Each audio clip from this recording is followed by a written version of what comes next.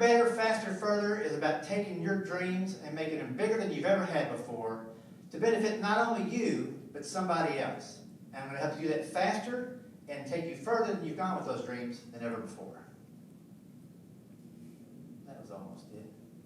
Okay, yeah, you're rushing your words a little bit. Yeah, let me slow it down and say what I was They're kind supposed of to say. running into each other. It's a little hard to understand. Yeah, thank you, sir. Well, I am a director. That's what I need. Yeah, slow it down just a bit. I love the energy, but just a little slower so I can understand what you're saying. Yeah. Bigger, better, faster, further is about taking dreams. Let me say it again. Bigger, better, faster, further is about creating goals that are bigger than you've ever dreamed of before, taking them further for the betterment of somebody else besides just yourself, and to have a lasting impact that goes further and beyond anything you've ever imagined. That's one way to say it. That was an A+. Let me try it again Yep. with the right words in the right spot. Right. Bigger, better, faster, further. It's all about taking your dreams and blowing them up bigger than you've ever imagined before and creating goals that are not just great for you, but better for other people. And if we do that, I want to help you take those things faster and further than you've ever imagined and really accomplish something else for the benefit of other folks, serving beyond your own needs. Yeah, that was almost it. That was good.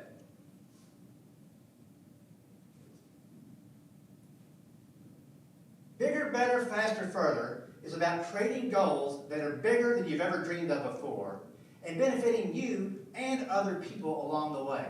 If we can do that, I'm happy to help you take things.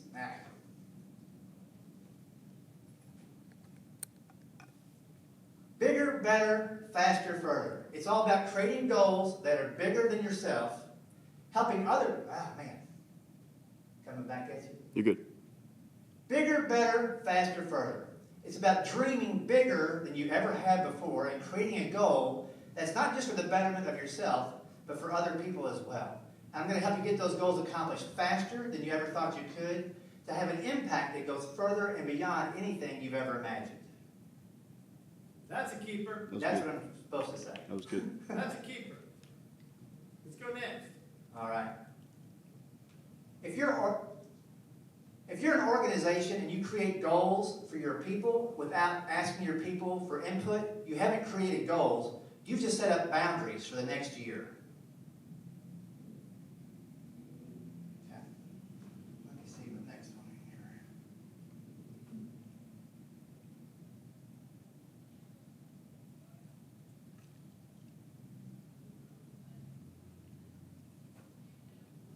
All right, I'll do this one from back here.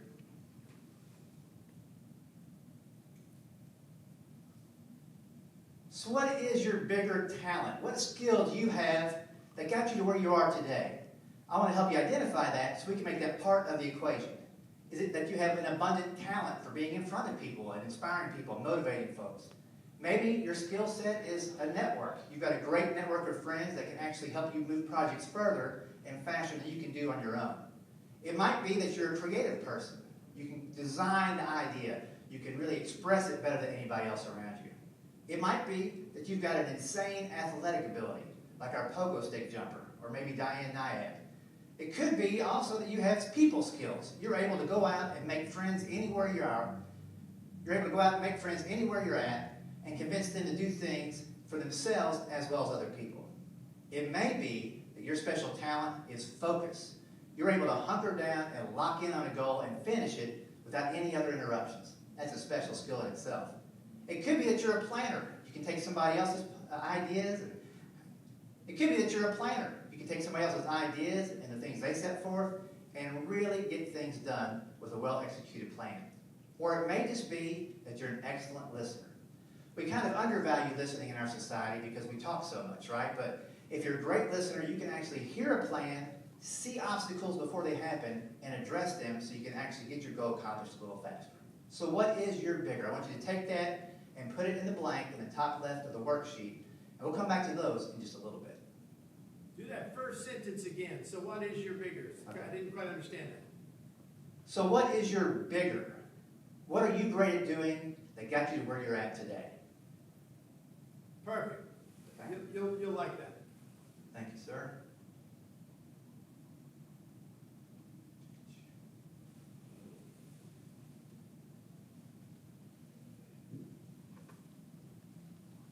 Can you see the sweat on my forehead from your camera? No, sir. Okay. This jacket is killing me. This jacket is killing me. And here's what I discovered along the way. Small goals lead to bigger goals. You really have no idea the things you can accomplish right now because you can step. And here's what I've learned. Small goals lead to bigger goals. In fact, you can't even imagine the potential you have right now because you haven't set the first goal in motion. But as you move forward, you're going to find all kinds of great things that push you above and beyond what you thought you could do. And actually, you can do a lot more than you think. When I started to exercise, it was just a 6-minute jog. It turned into a 6-hour bike ride. And incremental is instrumental. Noting your progress every single day and where you're moving into, and that you're moving forward is super important to keep yourself motivated along the journey. And then also, disruption can be a huge blessing. If we keep on doing everything we've always done, we're going to keep on getting what we always got. But when you have the disruption, you actually have time to look back and see where you're at, how you got there, and decide if you want to be there for the remainder of your life. Do you always want to be doing what you're doing right now? My guess is you can do greater things, but you need the time to look back and reflect. Good.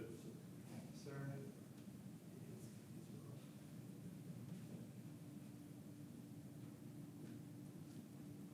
I'll come back over here for this one. You're good. How's it going back there? So part of what I want to get across to you today is to create a goal that motivates your head, your heart, and your hands. If it makes logical sense to you, but maybe stretches the boundaries of what you've done before, you've got your head involved. If you've got a group in mind, a nonprofit, or maybe an individual that you want to benefit, you've got your heart involved. If you actually set the plans in motion, your hands are involved. So when you have your head, heart, and hands all on the same page and all go in the same direction, you can accomplish great things. Again, not just for you, but for the betterment of others. Good. You're on a good roll. All right. It's good stuff. Keep it going.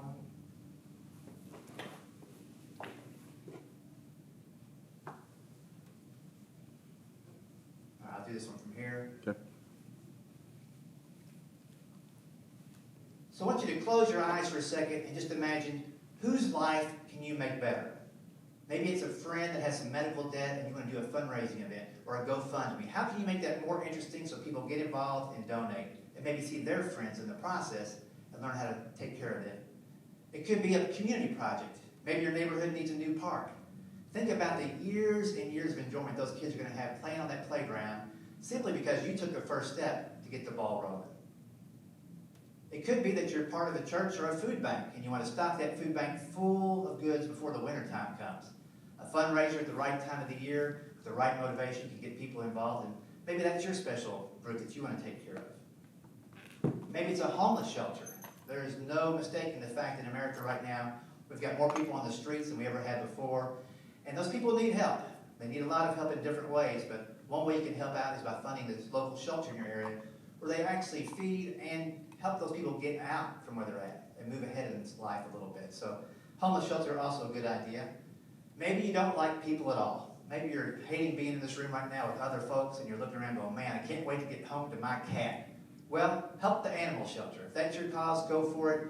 Stock those shelves with food. Get those cats some shots and think of how many more dogs will be on the street and how many more happy pooper scoopers we have in the world. If that's what your calling is, by all means, make that your bigger, better, faster, further purpose.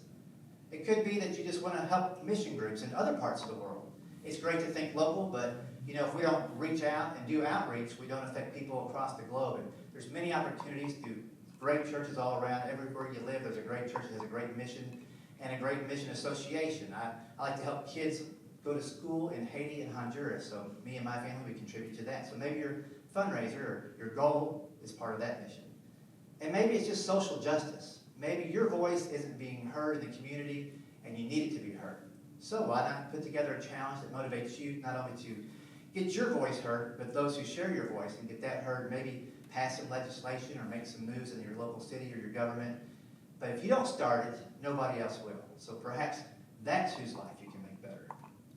And I want to take a second here and let you just digest that And in the box on the top right, where it says better, I want you to list the group or the person you're thinking of right now that maybe you can associate your challenge with or your fundraiser with to make their life better. Just take a second, put that in, we'll come back.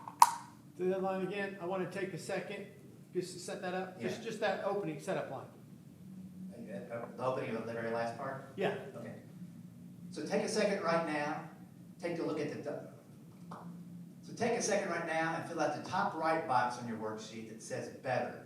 Whose life do you want to make better? Could be a nonprofit, a charity, could be an individual. Go ahead and take some time and list a few. If 2 or 3 are popping through your mind, that's great. We might be able to serve all of those, but go ahead and put them on paper so we don't lose that thought. I'll give you a few seconds to do that. That was it.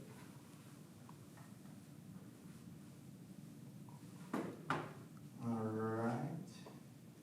Let's see. All right, this is just a quick one. I can do it from the side.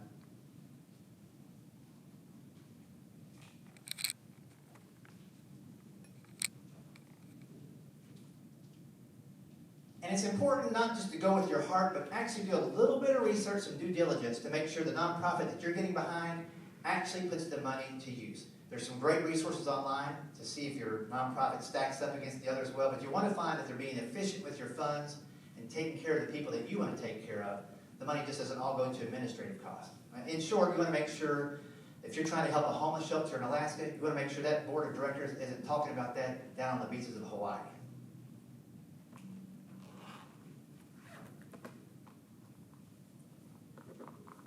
All right, this will be from straight back behind the podium. So here's what I discovered, and perhaps you will as well. Look local first. Funds go further if they stay close to home, and it's a well-managed nonprofit. There are always needs nearby. Use your head, your heart, and your hands. If you get those 3 things in sync, by all means, your goal is going to be moving forward faster than you ever thought it could happen. And there really are no excuses, as we've learned. Whether you're 10 years old or you're a 100-year-old World War II vet, there's definitely ways that you can raise money and raise awareness and better other people's lives. And by all means, don't waste a donation. Make sure you have a personal connection to the cause, and then do your due diligence and research just to make sure that what you're funding is actually getting funded the way you would like it to be taken care of.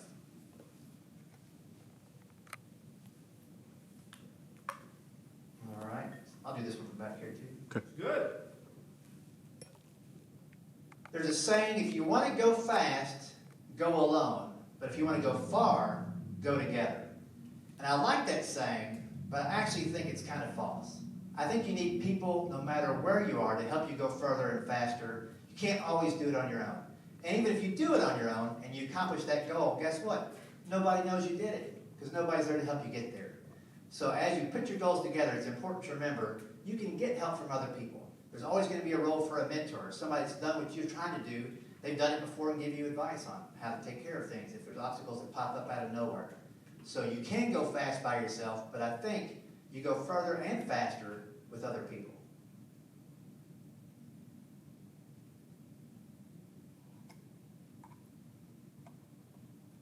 All right.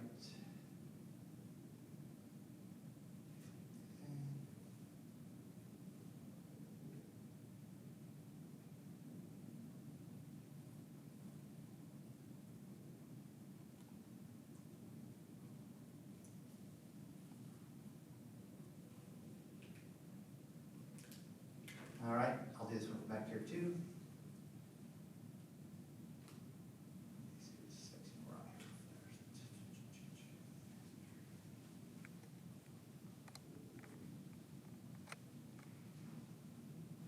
So in the bottom left corner of your worksheet, you'll see the box labeled faster.